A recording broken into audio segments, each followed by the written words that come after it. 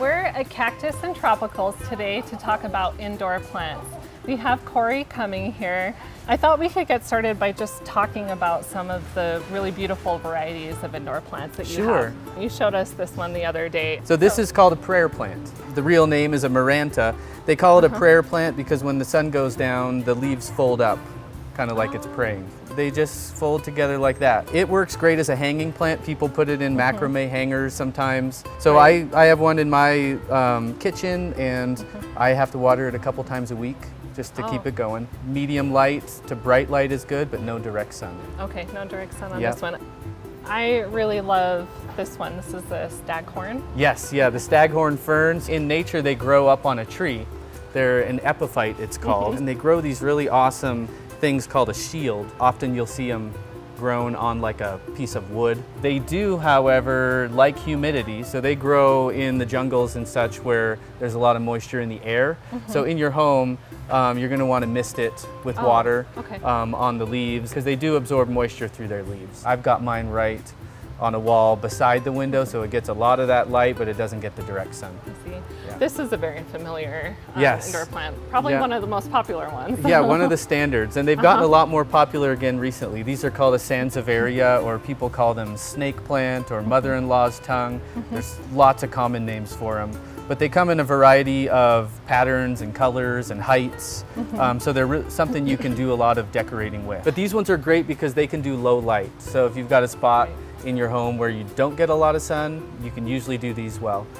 In those spots, you just have to let them get really dry. I see. Yeah. I know that this is one that a lot of people like to have because of this understanding that they're really, really great at cleaning the air.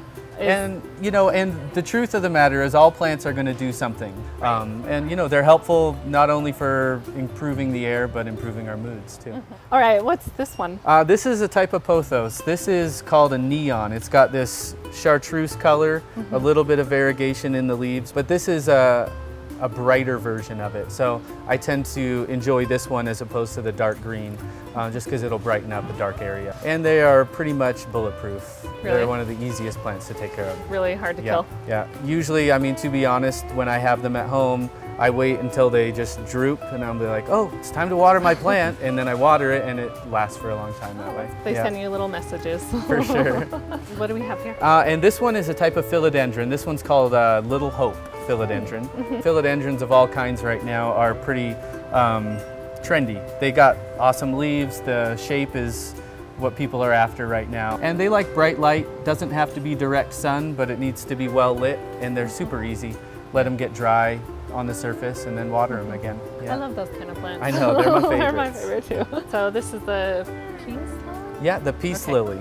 This one is great. They have an awesome white flower. They are a little bit more water thirsty than some of the other ones we've talked about. So as soon as that soil is like no longer moist, you'll want to water it again. Because if you don't, you'll see it droop down. Right. They don't like direct sun. That'll usually burn them. So keep them out of the direct sun, but well lit. Well, we brought in some of our problem plant babies. Problem plants, oh boy. Yeah, okay.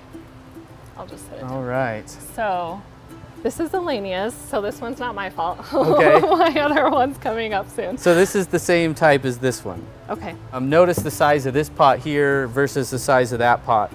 We introduced a whole bunch of soil that doesn't have roots in it. Okay. So it's trying to grow roots out into that soil, and it's probably a little bit too much for it. What would you do? Like, you wouldn't repot it into a Well, if it was pot, mine, I would probably, as gently as I can, take it out of here and put it in a smaller pot. When you want to repot them is when you're not able to keep them watered enough.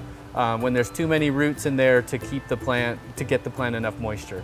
So just adding a couple of inches of pot size is usually all you'll want to do. So this is an aloe vera. We're at elevation here, and a lot of these plants are sea level type plants. Okay. So the UV is a lot stronger up here, so we can get burning happening when we have them in the full sun. But then when we bring them inside for the winter, when it's cold out, often the light isn't enough anymore, and so they'll start to distort and grow longer. Okay. So if you ever see succulents that are, instead of compact and chunky, they just get kind of wanky and long.